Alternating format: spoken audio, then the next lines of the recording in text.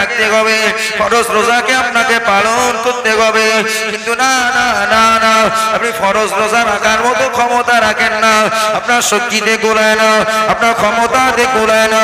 আল্লাহ পাকের বান্দা বান্দীরা, আপনি রোজা না রাখতে পারলে ওই রোজাদারদের জন্য ইফতারের ব্যবস্থাটা করে দেবেন। আল্লাহ নবী জানিয়েছেন, মান গাযযা ফি সাবিলিল্লাহ, মান গাযযা ফাকাদ গাযযা ফি সাবিলিল্লাহ, ওয়া মান গাযযা, আমি আল্লাহ নবী জানিয়ে দিলাম, ও সাহাবীরা, যে ব্যক্তি মানুষ ইফতার করলো, যে মানুষ লোককে ইফতার করালো, নিজে ইফতার করলো, নিজে রোজা থাকলো, আরেকজন ভাইকে ইফতারির ব্যবস্থা করে দিল। ইফতারে আছেন, রোজা আছেন, আপনি আপনার আম্মার জন্য রোজার ব্যবস্থা করে দিন, আপনি আপনার ভাইয়ের জন্য ফলগুলোকে কেটে দিন। শরিয়াত তো লম্বা চওড়া জিনিস নয়, আদ-দীনু ইসরুন ওয়ালা উসরুন, আদ-দীনু ইসরুন ওয়ালা উসরুন, শরিয়াত সহজ সরল, শরিয়াত কঠিন নয়। ও মেয়েরা, ও ছেলেরা, আপনি রোজায় নেই, আপনি স্কুল থেকে বাড়ি এসেছেন, আপনি তাড়াতাড়ি করে ফলগুলো কেটে ছোট ছোট করে দাও। তুমি ছোলাগুলো, ভেজানো ছোলাগুলো বাড়ি থেকে উঠিয়ে প্লেট রেখে দাও। তুমি একটু পেঁয়াজি তৈরি করো, একটু বেগুনি তৈরি করো, একটু ফলমূলগুলোকে কেটে সোজা করে লাইন করে আব্বা মায়ের জন্য ইফতারের ব্যবস্থা করে দাও। আল্লাহর বান্দা বান্দীরা, আল্লাহ নবী জানিয়ে দিয়েছেন, যে ব্যক্তি রোজাদারের জন্য ইফতারের সরঞ্জামটাকে ঠিক করে দেয়, ইফতারের সরঞ্জামগুলোকে তৈরি করে দেয়, আল্লাহর নবী জানিয়ে দিলাম, ওই লোকটা রোজা রাখার মতো সওয়াব পাবে। জোরে বলেন না। আপনাকে রোজা ইফতার করার জন্য পয়সা দিয়ে ছোলা মুসুরি, ছোলা মুড়ি, চপ কিনে দিতে হবে না। কি করতে হবে? আপনি যেহেতু ইফতার করছেন, তারা করবে, মসজিদে ইফতার দিয়ে গিয়েছে, আপনি এসে ইফতারের ব্যবস্থাটা করে দিলেন। অনেকে হয়তো খারাপ নজর দেখো, দেখো ইফতার করাতে হচ্ছে, ওইখানে কাজ করতে লেগে গেছে। গ্রামের দু একজন মানুষ এরকম থাকে না, থাকে না, ইফতারের ব্যবস্থা করে। সব গ্রামে এরকম শ্রেণীর মানুষ পাওয়া যায়। আর এক শ্রেণীর লোক মনে করে খাওয়ার এসে গেছে আর রেডি না। ইসলাম বলছে না, যে লোক ইফতারের জন্য খাওয়ারের ব্যবস্থা করে দিল, হ্যাঁ, ও দান করেনি, লোকের মাল, ও শুধু ব্যবস্থাপনা করেছে। হুজুর বলেছেন, ওই লোকটা যেন ইফতারি নিজে করালো, এবং যে লোকটা ওই ইফতার খেলো তার সমপরিমাণ সওয়াব পেল। জোরে বলে, আর একটু জোরে হয় না? বুঝে আসেনি কথা?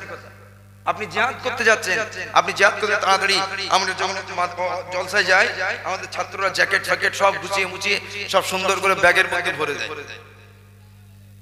তোরা কতটা সওয়াব পাবে? ওই যে আমি আওয়াজ করতে যে যতটা নেকি পাবো, ও আমার ল্যাগেজ গুলো তৈরি করে দেওয়ার জন্য এরা ততটা সওয়াব পাবে। একবার জোরে বলে। তাই তো রাসূল বলছেন, মান গাযযা ফাকাদ গাযযা ফি সাবিলিল্লাহ।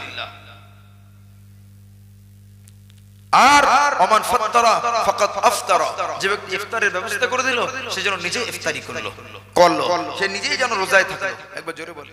দুনিয়ার মানুষেরা, জওয়ান যুবকেরা, আল্লাহ পাকের বান্দা বান্দীরা, একটা কুকুর যখন রাস্তা দিয়ে হেঁটে হেঁটে যায়, কোন উলঙ্গ নারীকে যখন কুকুর নিজে তাকিয়ে দেখে, একজন উলঙ্গ নারী রাস্তা দিয়ে হাঁটছে, রাস্তা দিয়ে চলছে, রাস্তা দিয়ে হাঁটছে, রাস্তা দিয়ে চলছে, ওই সময় কুকুরের জবানে বলে, ও আল্লাহর বান্দি, আজকে তোমাকে আল্লাহ পাক পোশাক দান করেছেন, কিন্তু ওই পোশাকটাকে পরিধান করলে না, উলঙ্গ নগ্নতা দেখালে, নগ্ন থাকলে, ও আল্লাহর বান্দি, আমরা কুকুর, আমরা নিকৃষ্ট প্রাণী, আমরা কুকুর জাতি, আমরা পোশাক পরিধান করতে পারি না, আমাদের তেমন কোনো পোশাক নাই, তাই বলে আমরা নোংরা ভাবে ঘুরি, আমরা এলোমেলো ঘুরি, আমরা খালি খালি খালি খালি গায়ে ঘুরি।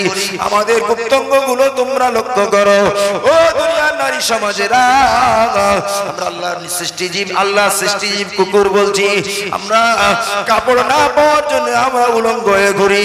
আর তোরা কত বড় বেহায়া বেলজ্জাটে, তোদের কাপড় থাকা সত্ত্বেও, হাত থাকা সত্ত্বেও, পোশাক পরিধান করার ক্ষমতা থাকা সত্ত্বেও, আমরা কুকুরের মতো উলঙ্গ নগ্ন অবস্থাতে ঘোরাফেরা করিস। বলেন না আউযুবিল্লাহ।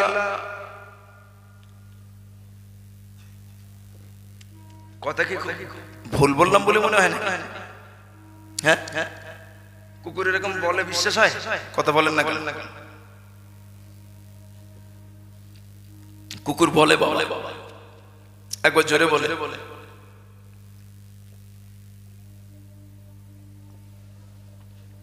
আলহামদুলিল্লাহ।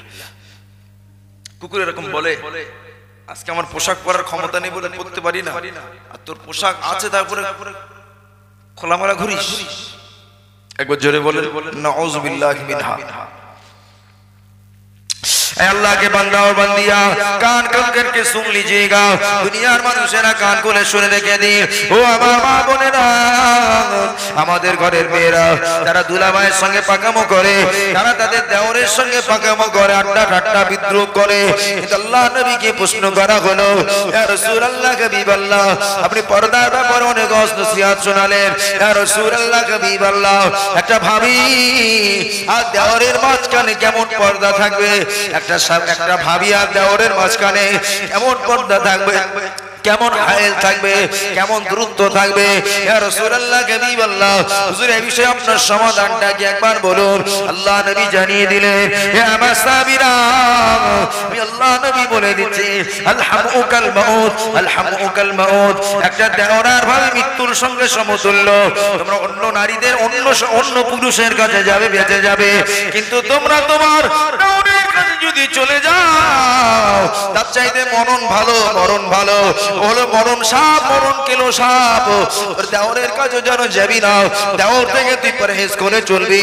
তো দেওর কিন্তু তোর কালো সাপ তোকে মেরে দেবে, ও কিন্তু বিষধর সাপ তোকে নষ্ট করে দেবে, তোর ইজ্জতটাকে হরণ করবে। ও আল্লাহর বান্দা বান্দিরা, আমার হারিপুরের জওয়ান যুবক মা বোনেরা, আল্লাহ পাকের নবী দিন ও দুনিয়ার বাদশা রহমাতুল লিল আলামিন দয়ার নবী আমার মদিনার মসজিদে নববী শরীফের একটু দূরে হুজুর আমার হেঁটে হেঁটে সাওয়ারি করে আসেন। আল্লাহ নবী সাওয়ারিতে রত, আল্লাহ পাকের নবীর নজরে পড়ে গেল একটা মহিলা এক ঝোড়া কাঠ, এক বোঝা কাঠ কাঁধে করে নিয়ে টুকটুক টুকটুক টুকটুক করে মদিনার পথে পাড়ি দিয়েছে, মদিনার পথে পাড়ি দিয়েছে। আল্লাহ নবী ওই মহিলাটার দিকে লক্ষ্য করলেন, হুজুর আমার তাকিয়ে দেখলেন ওই মহিলাটা অন্য কোনো মহিলা নয়, ওই মহিলাটা অন্য কোনো মহিলা নয়, তিনি হলেন হযরত জুবায়ের রাদিয়াল্লাহু তাআলা আনহু, হযরত আব্দুল্লাহ ইবনে জুবায়ের রাদিয়াল্লাহু তাআলা আনহুর বিবি হযরত আসমা রাদিয়াল্লাহু তাআলা আনহা। একবার জোরে বলেন। কাঠ কেটে কাঁধে করে কি নিয়ে আসেন? হযরত আসমা রাদিয়াল্লাহু তাআলা আনহা। কে? যিনি রাসূলুল্লাহর নিজের শালী, মা আয়েশা থেকে বয়সে অনেক বড়। একবার জোরে বলেন। এই রাসূলুল্লাহ যে কোথায় গিয়েছিলেন? হ্যাঁ, হিজরত করে। বলেন না কেন? নবীজি হিজরত করে কোথায় গিয়েছিলেন? মক্কায় গিয়েছিলেন না? এই মদিনায় গিয়েছিলেন না? তো মদিনায় যাওয়ার সময় আসমা রাদিয়াল্লাহু আনহা বড় মেয়ে, উনি হুজুরের লেগেজটাকে সুন্দর করে তৈরি করলেন, হুজুর চলে যাবেন। কিন্তু চলে যাওয়ার আগে দেখছেন যে ওই লেগেজটা বাঁধবেন, মুখটা বেঁধে দেবেন, এরকম কোনো কিছুই নেই। সঙ্গে সঙ্গে তার পায়জামার দড়িটাকে খুলে ওইটাকে টুকরো করলেন, দুটো ভাগ করলেন, দুটো ভাগ করে কেটে দুটো দড়ি করে ওই আপনার লেগেজের মুখটাকে ভালো করে বেঁধে দিয়েছিলেন। এই জন্য আসমার উপনাম হলো জাতুন নিতাক। একবার জোরে বলে।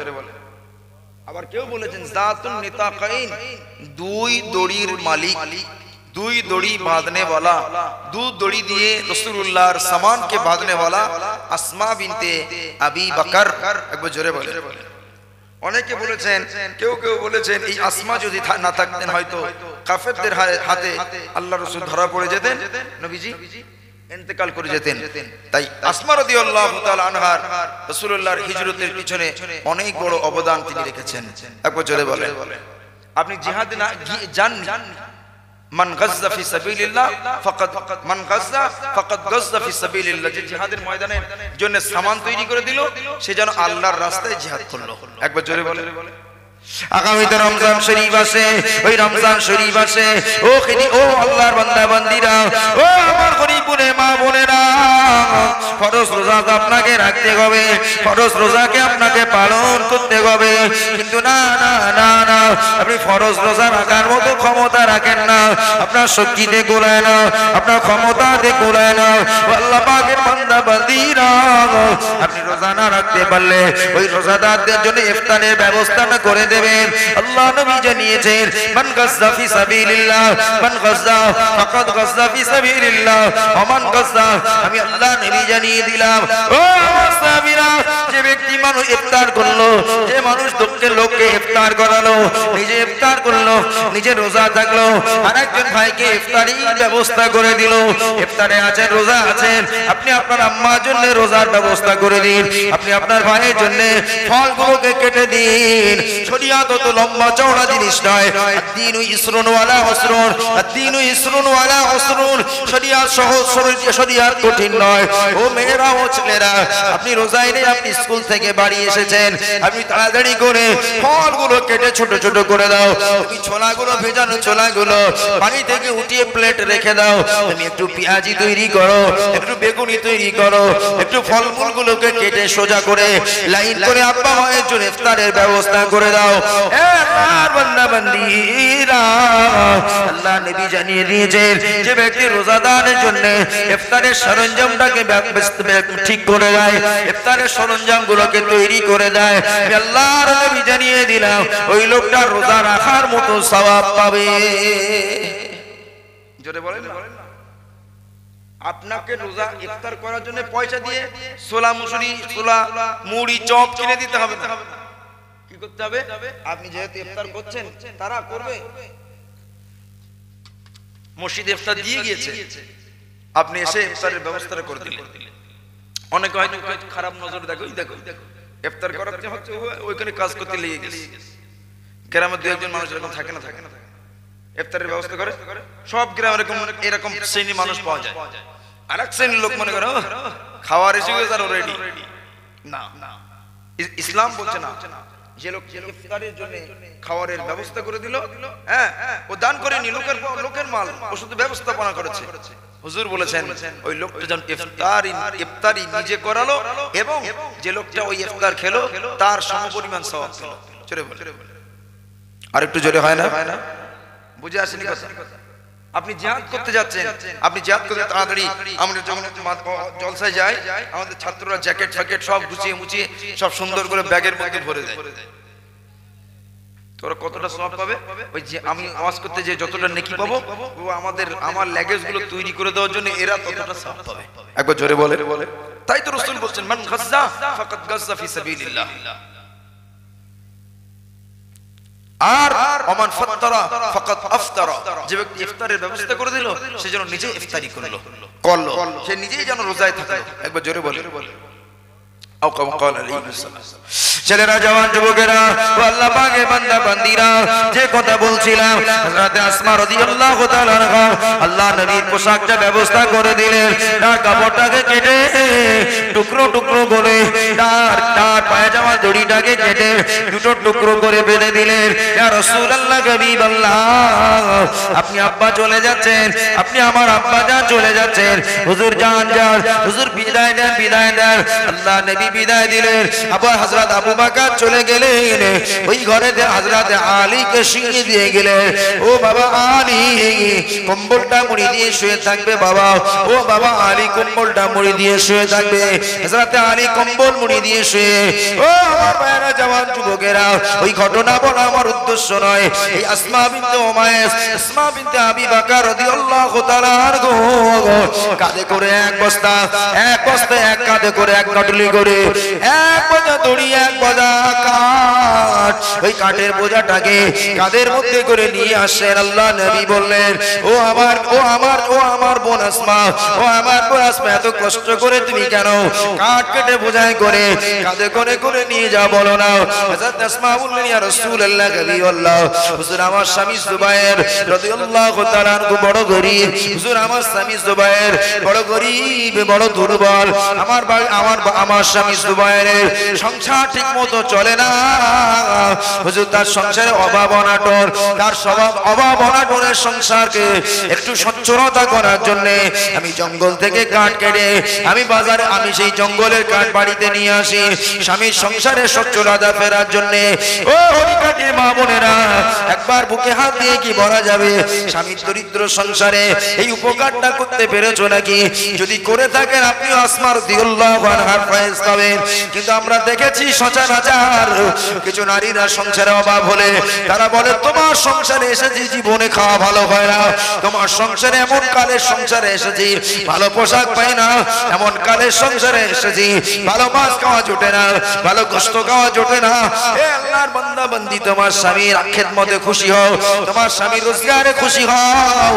আর তুমি এটা মনে মনে বলো, আমার স্বামী যে টাকাটা এনেছে, আল্লাহ আমার স্বামী নুন ভাত খাওয়াচ্ছা, কিন্তু আমার স্বামী জান আমাকে হালাল রুজি খাওয়ান, হালাল রিজিকটা খাওয়ান। হে আল্লাহর বান্দা বান্দি, আপনার স্বামী যদি আপনাকে হালাল রিজিক খাওয়ায়, আপনার ঈমানটা বেড়ে যাবে, আপনার আমলটা বেড়ে যাবে, আপনি আসমানে উঠে যাবেন, আল্লাহর আরশে আজিম দেখতে পাবেন, পৃথিবীটা দেখতে পাবেন, আল্লাহর নবীকে দেখতে পাবেন, সব আপনার জন্য সহজ হবে। আমি আলোচনা সেই জায়গাতে নিয়ে যাব। এই ঘটনাটা শেষ করে তারপর ওখানে যাচ্ছি। ও আল্লাহর বান্দা বান্দি, ও জওয়ান যুবকেরা, হযরত আসমা রাদিয়াল্লাহু তাআলা আনহা বললেন, ইয়া রাসূলুল্লাহ, হাবিবাল্লাহ, হুজুর বেয়াদবি ক্ষমা করুন, হুজুর বেয়াদবি maaf করুন। আমি আসমা রাদিয়াল্লাহু তাআলা আনহা আপনার সওয়ারিতে কখনো কোশ্চিন কালে উঠতে পারবো না।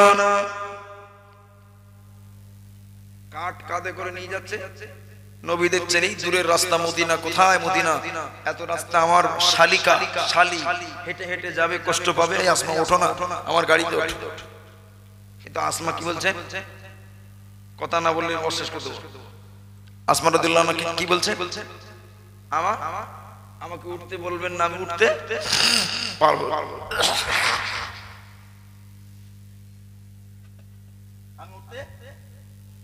পারবো না। কেন? বলছে হুজুর আমার স্বামী বড় নাগাওয়ার, আমার স্বামী বড় অপছন্দ করেন, তানার জীবদ্দশায় কোন পর পুরুষের গাড়িতে উঠবো, কথা বলবো, ইয়ার কি ঠাট্টা পাকামো করবো, এটা আমার স্বামী অপছন্দ করেন। এত বড় গায়রাতমন্দ আমার স্বামীর এই অখুশিটা আমি করতে পারি না। একবার জোরে বলতে পারবেন? আর একটু জোরে বলে খুশি হয়ে সুবহানাল্লাহ বলতে পারেন না? এখানকার কোন মেয়ে আছেন আল্লাহর বান্দির আওয়াজ শুনছেন, এই একটা আওয়াজ আপনার কামিয়াব হয়ে যাবে। 2 ঘন্টা আওয়াজ শোনা লাগে না। নেক বান্দার জন্য পরিবর্তন হওয়ার জন্য একটা কথা পরিবর্তন করে দেয়, দেয় না? একটা আওয়াজ, একটা শব্দ তার জন্য পরিবর্তন হয়ে যায়। জি স্বামীর ব্যবহারে আচরণে খুশি হও, স্বামী যেটা করেছেন ঘাড় পেতে মেনে নাও, এটাই সঠিক। আমার স্বামীর বিচার শেষ, চূড়ান্ত। একবার জোরে বলে, স্বামীর সিদ্ধান্ত চূড়ান্ত, এতেই আমি খুশি। সেখানে স্বামী নেই, কেউ নেই, রাসূল উঠতে বলছেন, রাসূলুল্লাহর মতো দুলাভাই পৃথিবীর আর কেউ পাবে? সেই দুলাভাই উঠতে বলছেন, এত বড় আমানতদার, সাদিকুল মাসদুক, আমানতের শ্রেষ্ঠ আমানতদারি, সত্যবাদী দিগের শ্রেষ্ঠ সত্যবাদী, শ্রেষ্ঠ মহামানব, তার মতো মহামানব পৃথিবীর জমিনে কখনো আসেনি, আর কিসিন কালে আসবে না। সেই মুহাম্মদুর রাসূলুল্লাহ আপন শালিকাকে বলছেন, ও আমার শালিকা আসমা, উঠে পড়ো আমার সওয়ারিতে। কিন্তু আসমা বললেন, হুজুর আপনার সওয়ারিতে যদি আমি উঠি, আমার স্বামী অসন্তুষ্ট হবেন, নাগাওয়ার হবেন, নারাজ হবেন, অসন্তুষ্ট হবেন। আমার স্বামীর এতটুকু কষ্ট আমি আসমা দিতে পারি না। একবার জোরে বলুন সুবহানাল্লাহ। আমার স্বামী এতটুকু কষ্ট আমি দিতে পারবো না। একবার জোরে বলুন সুবহানাল্লাহ। এইবারে ওই আসমা রাদিয়াল্লাহু আনহা কাঠের গুটলিটা কাঁধে করে নিয়ে হেঁটে হেঁটে বাড়ি পৌঁছে গিয়েছে। স্বামীর কাছে বললেন, আসসালাতু আসসালামু আলাইকুম। আসসালামু আলাইকুম। কি ব্যাপার আসমা, তোমার কাঁধে কেন কাঠের বোঝা? কিন্তু তিনি কাঠের বোঝা বইয়ে নিয়ে আসতেন, এই খবর হযরত জুবাইর আগে রাখতেন না, চুপি করতেন, গোপনে গোপনে সংসারে সচ্ছলতা করতেন, সংসারের অভাব দূরীভূত করার জন্য গোপনে গোপনে এই কাজটা করতেন। বলছে খবর কি? বলি ইয়া রাসূলুল্লাহ, এই ও আমার স্বামী, আমি রাস্তায় হাঁটতে নবীজির সঙ্গে দেখা, আল্লাহর নবী তার গাড়িতে উঠতে বলেছিলেন, কিন্তু আপনি অসন্তুষ্ট হবেন এই মনে করে আমি উঠিনি। স্বামী বললেন, এই আসমা, এত বড় বেকুব তুমি নবীজির গাড়িতে উঠবে আর আমি তোমার ওই ব্যবহারে অসন্তুষ্ট হব? জোরে বলেন না সুবহানাল্লাহ। এটা আমার আপনার মতো দুলাভাই নাকি? হ্যাঁ, আমানতদার দুলাভাই, তুমি নবীজির গাড়িতে উঠবে আর আমি তোমার উপরে নাগাওয়ার খবর? আমার ভাইরা জওয়ান যুবকেরা ও আল্লাহ পাকের বান্দা বান্দীরা নসিহত দিতে হলে ও আমার মা বোনেরা আম্মা জানের কাছ থেকে নসিহত নিন নসিহত দিতে হলে আম্মা জান হযরতে আসমা বিনতে হুমায়র আবু বকরের কাছ থেকে নসিহত নিন স্বামী অসন্তুষ্ট হবে এতটুকু অসন্তুষ্ট সহ্য করলেন না এতটুকু না খাওয়ার সহ্য না করে হযরত আসমা রাদিয়াল্লাহু তাআলা আনহা গাড়িতে উঠলেন না সাওয়ারিতে উঠলেন না ও আল্লাহর বান্দা বান্দীরা ও আমার মা বোনেরা ও জওয়ান যুবকেরা তাই তো বলি এই পৃথিবীর জমিনে যদি চারটে কাজ করা যায় এই পৃথিবীর জমিনে যদি একটা কাজ করে যায় চারটে বন্ধু পাওয়া যাবে একজন হলেন নবীন মাইয়ুতি আল্লাহ ওয়া রাসূলা মাইয়ুতি আল্লাহ ওয়া রাসূলা ফাউলাইকা মাআল্লাযীনা আন'আমা আল্লাহু আলাইহিম মিনান নাবিয়িনা ওয়াস-সিদ্দিকিনা ওয়াশ-শুহাদা'i ওয়াস-সালিহিনা ওয়া হাসুনা উলাইকা রাফীকা এই পৃথিবীতে আল্লাহ এবং তার রাসূলকে অনুসরণ করলে ও আমার ভাইরা নবীদের সঙ্গে বন্ধু বানানো যাবে সিদ্দিকিনদের সঙ্গে বন্ধু হবে শুহাদাদের সঙ্গে বন্ধু হবে আল্লাহ পাকের সালেহ বান্দাদিগের সঙ্গে বন্ধু করা যাবে আমি আপনাদের কাছে বলছিলাম হযরত মুসা আলাইহিস সালাম আল্লাহর কাছে আবদার করলেন ও রব্বুল আলামিন আল্লাহ পাক ওই যে ওয়াজ রেখে এসেছি ও রব্বুল আলামিন আল্লাহ পাক কিয়ামতের ময়দানে বিচারের পরে জান্নাতে আমার সাথী কি হবে আল্লাহ পাক আমার সঙ্গীটা কে হবে একটু বলুন আমার সাথী কে হবে একটু বলুন আমার সঙ্গীটা কে হবে একটু বলুন আল্লাহ নবী বললেন ও আমার নবী মুসা জান্নাতে তোমার সঙ্গী হবে অমুক বাজারের একজন গোশত ব্যাপারী অমুক বাজারের গোশত ব্যাপারী আগে বলছিলাম না কুফু সামঞ্জস্যতা ছেলে মেয়ের মধ্যে কি দেখাতে হবে মনে আছে হ্যাঁ সামঞ্জস্যতা মেয়ে যদি 2 পাস হয় ছেলে যদি 4 পাস দেন অসুবিধা 2 পাস মেয়ের সঙ্গে যদি আপনি ছেলে দেন বিএ পাস আবার বিএ পাস ছেলের সঙ্গে যদি 2 পাস মেয়ে দেন হবে সম্পর্ক থাকবে আর উল্টো বিএ পাস মেয়ে আবার 2 পাস ছেলে এর যখন তখন বোকা বানাবে না বানাবে লেখা যা আছে উল্টো পড়বে পরিবার উল্টো মানে শোনাবে জামানা সিস্টেম বিপদে পড়বে এইজন্য শরীয়তের মাসআলা হলো কুফু সামঞ্জস্যতা থেকে বিয়ে দাও এই যতটুকু জানো ও যতটুকু জানো এই যেমন অর্থ সামর্থ্যবান ও যেন ততটুকু সামর্থ্যবান হয় একবার জোরে বলে ছেলেরা জওয়ান যুবকেরা ও আল্লাহ পাকের বান্দা বান্দীরা ও মা বোনেরা ও আমার মুরব্বিয়ানেরা ও জওয়ান যুবকেরা সামঞ্জস্যতাকে দেখে বিয়ে দিতে হয় আল্লাহর বান্দা বান্দীরা ও আমার মা বোনেরা আমি আপনাকে বলছিলাম আপনি যাকে অনুসরণ করবেন তিনি আল্লাহ এবং তার রাসূল আল্লাহ রাসূলকে ভালোবাসলে পাওয়া যাবে কিন্তু মুসা আলাইহিস সালাম তার সঙ্গী করেন কসাই তিনি একজন নবী কিন্তু তার সঙ্গী যিনি গোশত ব্যাপারী বলুন এই সম্পর্কটা এই সামঞ্জস্যতাটা সমান না আসমান জমিন পার্থক্য টক্কর বলছেন না কেন একজন নবীর সঙ্গে যদি কোনো গোশত ব্যাপারীর সঙ্গে জান্নাত দান করেন বাবা সম্পর্কটা কি সমান না আসমান আর জমিন সমপরিমাণ পার্থক্য আসমান আর জমিন না মুসা আলাইহিস সালামের কৌতূহল জাগলো আল্লাহ ওই লোকটা কে যে আমার সঙ্গী জান্নাতে হবে ওই লোকটাকে আমি একটু দেখ ওই লোকটাকে আমি কি করব দেখবো আল্লাহ ওই লোকটাকে আমি দেখতে যাই কে সেই লোকটা যে আমার সঙ্গী হবে তাকে দেখে জানটা ঠান্ডা করব 12টা ওই লোকটাকে দেখে আমি কি করব জানটা ঠান্ডা করব একবার জোরে বলে আমার ভাইরা জওয়ান যুবকেরা ও আল্লাহ পাকের বান্দা বান্দীরা আল্লাহ পাকের নবী হযরত মুসা আলাইহিস সালাম আল্লাহ পাক বলেন যাও মুসা ও মুসা চলে যাও ও মুসা চলে যাও অমুক বাজারে দেখবে একটা লোক সে গোশতের ব্যবসা করে গোশতের কারবার করে যাও ওই লোকটার কাছে চলে যে আমার এই কথাটা জানিয়ে দেবে ওই গোশত ব্যাপারী তোমার সাথী সঙ্গী হবে হযরত মুসা আলাইহিস সালামের ভিতরে কৌতূহল জাগলো আল্লাহ পাক কি এমন তার ভিতরে আমল আছে কি এমন তার কাজ আছে যে কাজের বিনিময়ে জামানার নবী মুসা আলাইহিস সালামের সঙ্গী বানিয়ে দিলেন। তার কৃতকর্ম আমি একটু লক্ষ্য করব, তার জীবনে ভালো নেকির কাজটাকে আমি দেখব। ওই লোকটা ছুটে ছুটে আল্লাহ নবী মুসা আলাইহিস সালাম ওই গোশত ব্যাপারী দরবারে পৌঁছে গেলেন। গোশত ব্যাপারী গোশত বিক্রি করছেন, গোশত ছোট ছোট করে কুটি কুটি করে বটি করে করে বিক্রি করছে। জামানা নবী মুসা আলাইহিস সালাম পৌঁছে যেয়ে দেখেন গোশত ব্যাপারী ভালো ভালো সুন্দর নরম গোশত ভালো গোশত গুলোকে কেটে কেটে বটি করলে, কেটে কেটে টুকরো টুকরো করে ছোট করে এই গোশতের টুকরা গুলো একটা পেপারের মধ্যে ভরে গিট মেরে পাশে রেখে দিয়ে গোশত বিক্রি হলো না, বিক্রি করলেন না, বাকি গোশত গুলো বিক্রি করছেন। আল্লাহ নবী মুসা আলাইহিস সালাম বললেন, ও ভাই কসাই, আমার মনে বড় সাহস জাগে, আমি একটু তোমার সঙ্গী বানবো। একবার জোরে বলে কি বলছেন? জামানার নবী মুসা আলাইহিস সালাম নিজে ছদ্মবেশে গিয়েছেন, তিনি যে নবী এটা বলেন ছদ্মবেশে, একদম সাধারণ বেশভূষা নিয়ে তিনি গিয়েছেন। জি, সাধারণ বেশভূষা নিয়ে বলছেন, ভাই আমি তোমার বাড়িতে একটু মেহমান হতে চাই। কি হতে চাই? মেহমান। তিনি বলছেন, আমার বাড়ি মেহমান হবে, আমার তো এতগুলো গোশত বিক্রি করে তবে বাড়ি যেতে হবে, এত লেট হবে, তুমি এত সময় অপেক্ষা করবে? বলে, হ্যাঁ অপেক্ষা করতে রাজি, তোমার বাড়িতে আমি যাবো, আমি মেহমান হব। কি বাবা, একটা হুজুরকে চিনতে গেলে আগে তার সঙ্গে থাকতে হবে, বসতে হবে, তার গাড়িতে যেতে হবে, ঠিক মতো নামাজ পড়তেছ কিনা দেখতে হবে, কথা ঠিক কিনা, তার বাড়িতে যেতে হবে, বাড়িতে যে দুই একদিন থাকতে গিয়ে ঘুরে আসলে হবে না, দু একদিন এক সপ্তাহ দু সপ্তাহ থাকতে হবে, তাহলে বোঝা যাবে জন্তুটা এক নম্বর না দু নম্বর জন্তু, কথা ঠিক কিনা। জন্তু যদি ভালো হয় ও সপ্তাহে যা পাবে ও একা একা থাকলে তাই পাবে, আর যদি দুমুখ জন্তু হয় সামনে এক দেখবেন আর বাড়ছে আর এক রকম হবে না, হবে না, হবে না। এটা হলো দুর্জেত জন্তু, এই জন্তু থেকে সাবধান এবং হুঁশিয়ার থাকতে হবে। হুজুর চিনতে গেলে কোথায় যেতে হবে?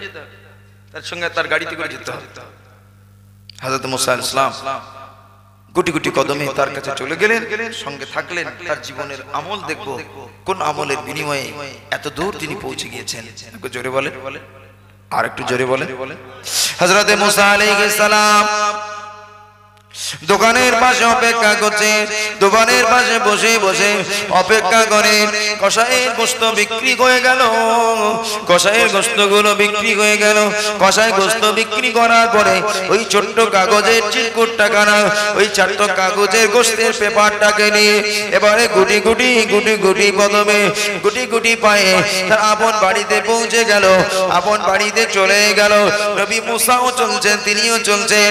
তিনি বাড়িতে পৌঁছে বৃদ্ধ একজন রমণী, গায়ের মাংসগুলো সব শুকিয়ে গিয়েছে, কিন্তু হাড় হাড্ডি আর চামড়া বাকি আছে।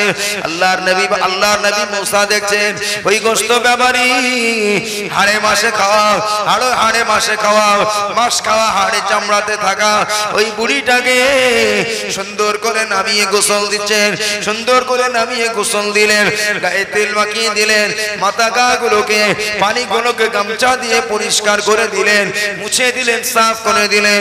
এবার নবী মুসা লক্ষ্য করেছেন কসাই নিজে হাতে রান্না করলেন, কসাই নিজে হাতে রান্না পাকালেন। রান্না করার পরে ওই কসাইটা নিজে হাতে রান্না করে এই দস্তরখানের উপরে খাবারটাকে এনে আগে তার ওই বৃদ্ধ রমণীটাকে খাওয়ালেন, ওই বৃদ্ধা মাটাকে খাওয়ালেন। হাড়ে চামড়াতে জড়ানো ওই বুড়িটাকে ছোট ছোট ভালো ভালো গোশত, সুন্দর সুন্দর গোশত, নরম নরম গোশতকে ওই বুড়ি মহিলার গালে উঠিয়ে উঠিয়ে খাওয়ায়, বুড়ি মহিলার গালে উঠিয়ে উঠিয়ে খাওয়ায়। আর ওই বুড়ি মাটা জবান দিয়ে কি যেন বিড়বিড় বিড়বিড় বিড়বিড় করে বলে, বিড়বিড় বিড়বিড় করে বলে। কথাটা মুসা নবী শুনতে পাচ্ছেন, কিন্তু দূর থেকে এই কথাটা তার ছেলে শুনতে পাচ্ছেন, ওই গোশত ব্যাপারী শুনতে পাচ্ছেন, কিন্তু দূর থেকে নবী মুসা কথাটা শুনতে পাচ্ছেন না। তবে গালটা নড়ছে এটা বুঝতে পাচ্ছেন, তার জবানটা হিলছে, জবানটা দুলছে বুঝতে পাচ্ছেন। জোরে বলেন না, দূরে বিড়বিড় করে কি বলে শোনা যায়? যায় না। সে কি বলে বলছে, কিছু একটা বলছে, এখন বলছে এটা কি এটা বোঝা যায় না। তিনি দূর থেকে দেখছেন বুড়িটা কিছু একটা বলছে, কিন্তু শুনতে পাওয়া যায় না। মুসা আলাইহিস সালামের কাছে এবারে খানা নিয়ে হাজির কে কসাই, প্লেটের উপরে দস্তরখানের উপরে এবারে ওই মুসা আলাইহিস সালাম সেই মেহমান ছদ্মবেশী মেহমানকে খাবার দিয়েছেন, এটা খান। মুসা বলছেন আমি ততক্ষণ খাবার খাবো না, আগে বলতে হবে বুড়ি মহিলাটা কি। বলে হুজুর বললেন, ওই কসাই বললেন ওই বুড়ি মহিলাটা হলো আমার মা। একবার জোরে বলে, আর একটু জোরে বলে, ওই বুড়ি মহিলাটা কে? আমার মা। আজকে দিনের মা সব ঠিকঠাক আছে? ওই বুড়ি মহিলাটা কে?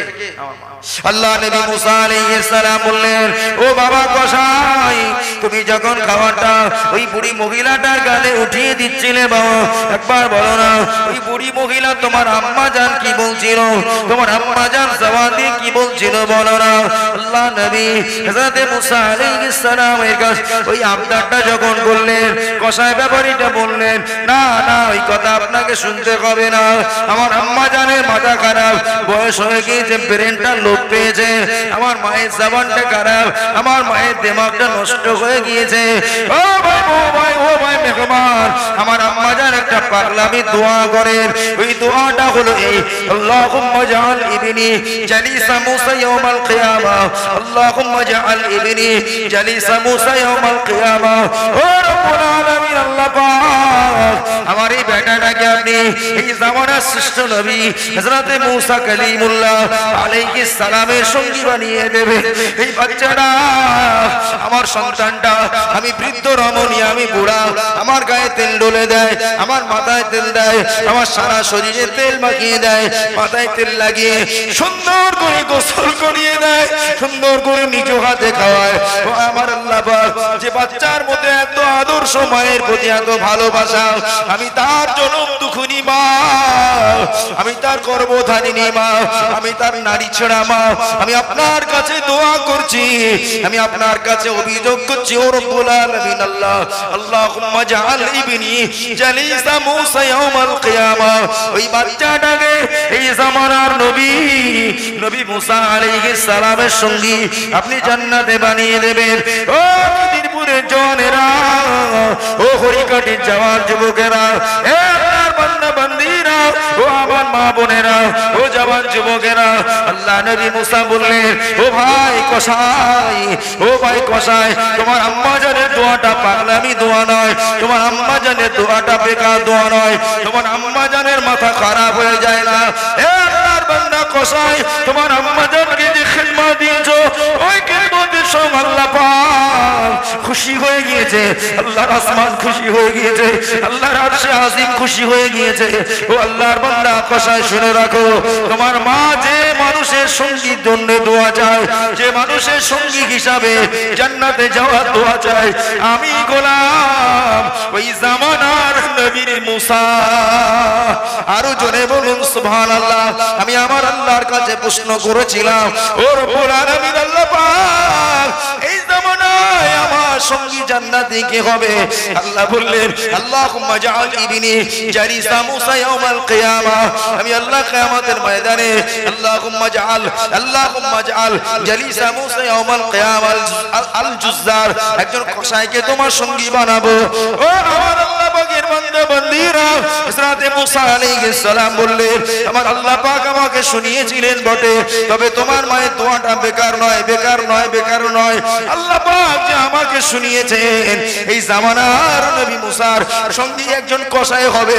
আল্লাহ পাকের কথা শুনে আমি খোঁজে বার হয়েছিলাম, কে সেই ছেলেটা, কোন সে ধন্যবতী ছেলে, কি তার আমল আছে, কি তার ইবাদত আছে, কি তার স্পেশালিটি আছে, যে কারণে আমার সঙ্গী হিসাবে আল্লাহ পাক কবুল করে নিয়েছে। একটু জোরে বলা যাবে, আর একটু জোরে বলা যাবে না?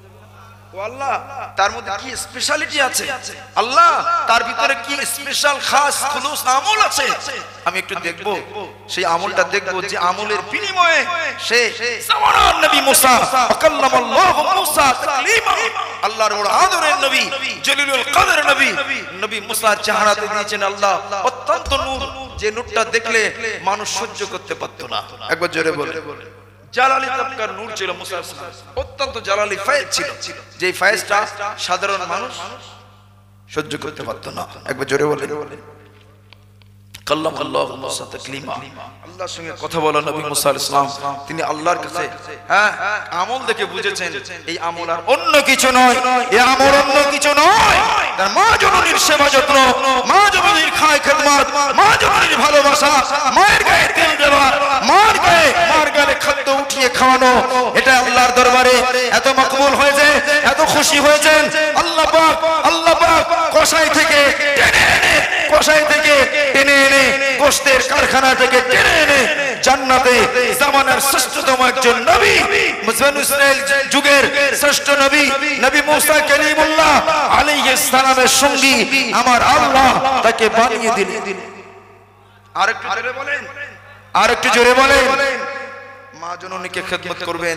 ওই মায়ের দোয়া অনেক বড় দোয়া, অনেক দূরে পৌঁছানো যায়। একবার জোরে বলেন। এখন আমি যে আয়াত বলেছিলাম সে আয়াতের সামান্য পর্যন্ত তাফসীর হয়ে গেল। আমার ভাইরা শেষ করছে, হুজুর এসেছেন দোয়া করবেন, আমি শেষ করে দিচ্ছি। তবে বাবাজি আল্লাহ পাকের বান্দাবান্দি আল্লাহ পেতে গেলে বাপ মাকে বাদ দিয়ে জীবনে পাওয়া যাবে না। বাপ হলে মনে করেন বাপ হলো কাবা। আসলে কাবুন মানে কি? জোরে বলেন। কাবুন মানে গাঁট। গাঁটটা উঁচু না? পায়ের যে গোড়ালি, এটা গোড়ালি বলে। এই গোড়ালিটা কি উঁচু হয়, একে আরবিতে বলে কাবুন।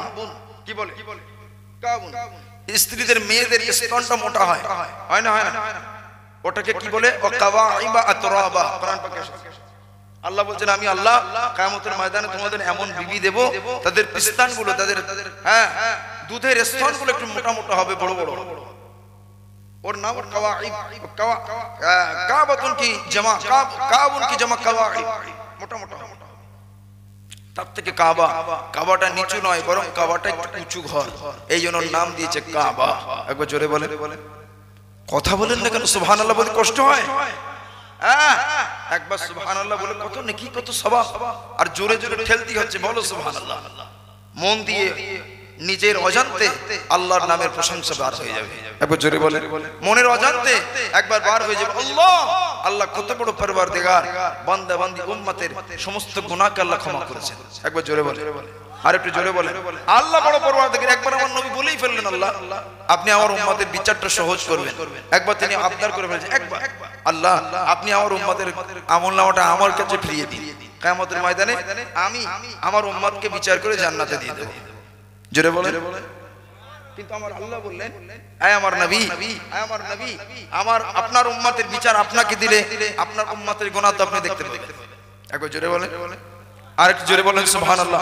তাই আমি আপনার উম্মতের বিচারটাকে একটা নূরের পর্দার ভিতরে নিয়ে নেব, পর্দার ভিতর থেকে তোমার উম্মতের বিচারটা ওখান থেকে করে দেব, না তুমি দেখতে পাবে না পৃথিবীর আদার্স কেউ দেখতে পাবে। একবার জোরে বলেন। এমনকি তোমার বিচারটা আমি আল্লাহ নিজে করব। আমি আল্লাহ আমার বান্দার বিষয় দেখব। আমি তোমার উম্মতের খারাপি কোন নবী রাসূলকে শোনাই। একবার জোরে বলেন। শুনিয়েছেন? আমাদের পরে কোন নবী আর রাসূল আসবেন না।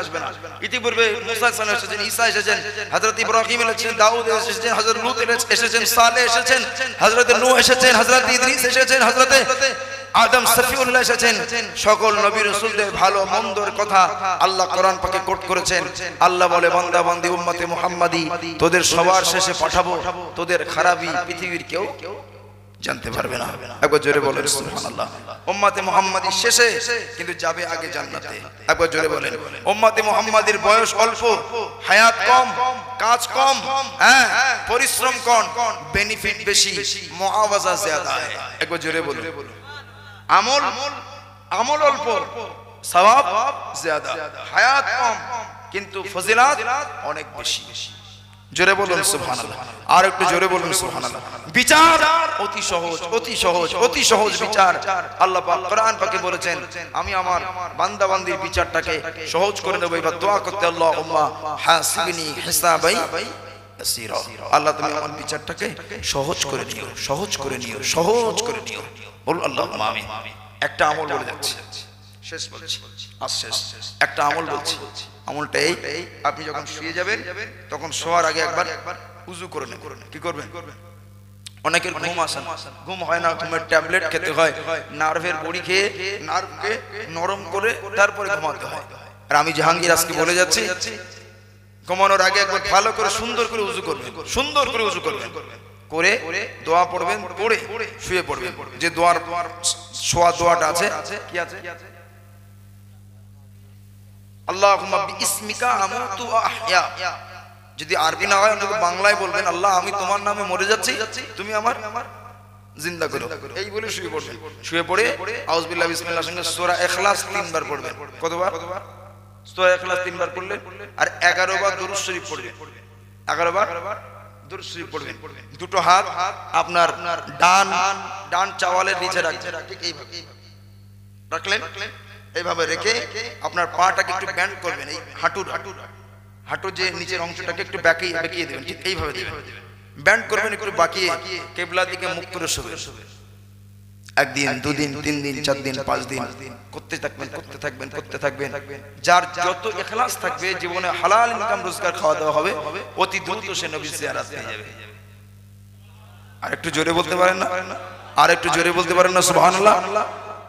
যত তার তাকওয়া থাকবে তাড়াতাড়ি নবীকে দেখতে পাবে। 1 বছর, 2 বছর, 5 বছরের দেখা হয়নি, তাও ওই একটা আমল ধরে রাখবেন, ছাড়বেন না। মা কাল্লা ওয়া কাফা খায়রুম মিম্মা কাসুরা ওয়া আলহা। কম আমল ধারাবাহিক, ওই আমলটা আল্লাহর কাছে পছন্দ। বেশি আমল কিন্তু ধারাবাহিক থাকে না, আল্লাহ ওটা বেকার। কম আমল ধারাবাহিক রাখবেন, ইনশাআল্লাহ নবী পাকের দিদার পেয়ে যাবেন। একবার জোরে বলুন ইনশাআল্লাহ। আমল হবে তো ইনশাআল্লাহ? আমল করবেন, সূরা ইখলাস পড়বেন আর 11 বার দরুদ শরীফ পড়বেন। কি হবে জানেন? তাফসীরে কবির আল্লামা ফখরুদ্দিন রাজি লিখেছেন, ফামান করাআহা, কেউ যদি সূরা ইখলাস তিলাওয়াত করে, সারা মিন আউলিয়া ইল্লাহ, সে আল্লাহর ওলি হবে না, সারা হয়ে গেছে। সারা মানে হয়ে গেছে, সে আল্লাহর ওলি হয়ে গেছে। একবার জোরে বলেন। যে সূরা ইখলাস তেলাওয়াত করে সে আল্লাহর ওলি হয়ে গেছে। এখন রোজগার পয়সা হয় না, ইনকাম হয় না, পয়সা রোজগার হয় না, আপনার একটা আমল বলে যাচ্ছি বাবা। আমলটা এই, তাফসীরে কবির আল্লামা ফখরুদ্দিন রাজি লিখেছেন, আল্লাহর নবীর কাছে একটা মানুষ দরিদ্র ফকির লোক এসেছে, ফকর ফাঁকা দরিদ্রতার শিকার হয়ে রাসূলুল্লাহ দরবার। আসসালাতু ওয়াসসালামু আলাইকা ইয়া রাসূলুল্লাহ হাবিবাল্লাহ। হুজুর আমি বড় গরীব, হুজুর আমি বড় দুস্থ, আমি বড় ফকির, হুজুর আমাকে একটা আমল বলে দিন, যে আমলটা করার বিনিময়ে আমি আমার রোজগারটা বেশি পাবো, আমি রোজগার করে বেশি পয়সা রোজগার করতে পারবো। আল্লাহর নবী বলে, সাহাবী, ও বাবা সাহাবী, তুমি বাড়িতে যাবে, তোমার বাড়িতে যদি বিবি থাকে বিবিকে সালাম করবে, বাড়ির দরওয়াজার সম্মুখে দাঁড়িয়ে যে বিবি বাল বাচ্চা আব্বা মা সকলের জন্য সালাম প্রদান করবে। ও সাহাবী, তোমার বাড়িতে যদি কেউ না থাকে, ওই বাড়ির ঘরে দরওয়াজার সম্মুখে দাঁড়িয়ে যাবে, দাঁড়িয়ে নিজে নিজেকে সালাম দেবে, নিজে নিজেকে সালাম করবে, আসসালামু আলাইকুম। এই সালামটা নিজেকে করবে, কারণ ডান কাঁধে 2 ফেরেশতা আছে, ডানে ডানে বায়ে, সামনে পিছনে ফেরেশতা থাকে, জিন ইনসান জিন্না থাকে। তোমার সালামের জবাবটা তারা দেবে। ও আমার ভাইরা, জওয়ান যুবকেরা, আল্লাহর নবী বললেন, হে আমার সাহাবীরা, তুমি এইটা করার পরে তুমি তোমার ঘরের দরওয়াজার কাছে দাঁড়িয়ে গেলে, ওই দরওয়াজার কাছে দাঁড়িয়ে ফাকরা কুল হুয়াল্লাহু আহাদ, ওই দরওয়াজার সম্মুখে দাঁড়িয়ে একবার সূরা ইখলাসটা তেলাওয়াত করবে। হে আমার সাহাবী, আল্লাহ তোমার রিজিকে বরকত দান করবে, আল্লাহ পাক তোমার সংসার উন্নতি দেবে। ও জওয়ান যুবকেরা, ও হরিপুরের আল্লাহ ওয়ালারা, সকলের সূরা ইখলাস মুখস্থ আছে, সকলের সূরা ইখলাস, সূরা ইখলাস যাকে কুলহু সূরা বলি, এই সূরাটা সকলের মুখস্থ রয়েছে। ও আমার বান্দা বান্দীরা, ডেফিনিশন কি হয়েছে, ফলাফলটা কি হলো একটু শুনে নেন, শেষ করে দিচ্ছি। ওই সাহাবীটা বর্ণনা করে, নবী পাকের কথা অনুযায়ী আমি আমল করলাম, আমল করতে থাকলাম, দেখতে পেলাম আল্লাহ পাক আমাকে এত বেশি রিজিক দান করেছেন, ওই রিজিক আমি নিজেকে ফুরাতে পারি না। জোরে বলে, ওই রিজিক আমি নিজে খাই, খাওয়ার ফুরায় না, ওই রিজিক আমি আমার প্রতিবেশীদের মাঝখানে বিতরণ করতাম। একবার জোরে বলে। এসেছিল কি নিয়ে? দরিদ্রতার শিকার হয়ে ফকির হালাতে। এবার তার কাজ হচ্ছে কি, নিজে অন্যের দরিদ্রতাটাকে দূর করছেন। একবার জোরে বলে। এত বেশি মাল আল্লাহ ওই সূরা ইখলাস পড়াতে তাকে দিয়েছিলেন, মানুষের কাছে বিতরণ করছেন। একবার জোরে বলেন না সুবহানাল্লাহ।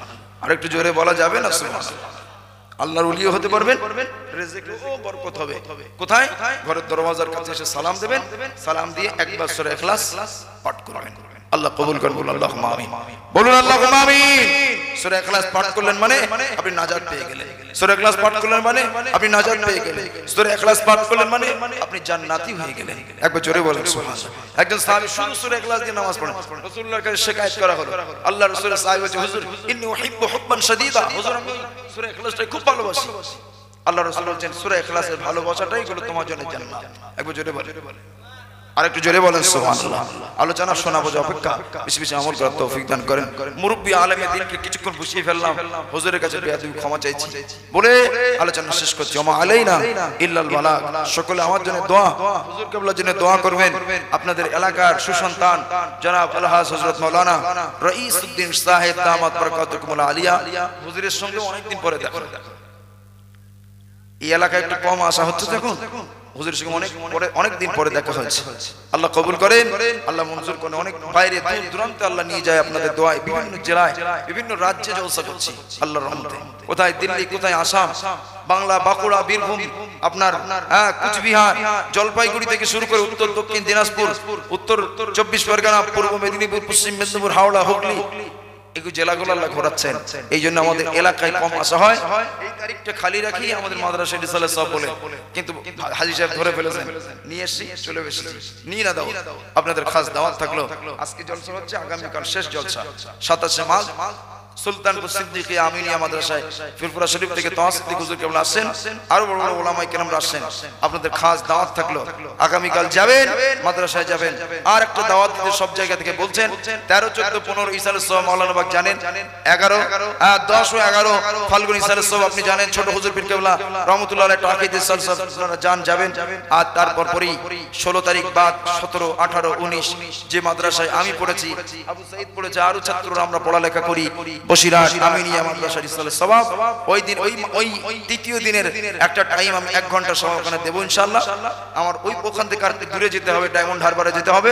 আমি 1 ঘন্টা সময় ইনশাআল্লাহ মাগরিবের পর থেকে যে কোনো এক সময় আমাকে দেবেন ওনারা। আপনার খাস দাওয়াত থাকলে আপনারা যাবেন।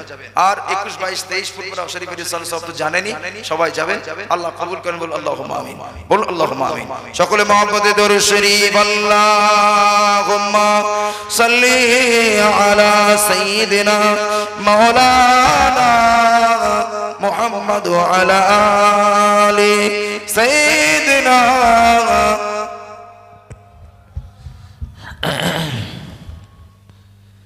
গ্রামবাসী ভাই ও বাবাজিরা, আব্বাজানেরা, আজকে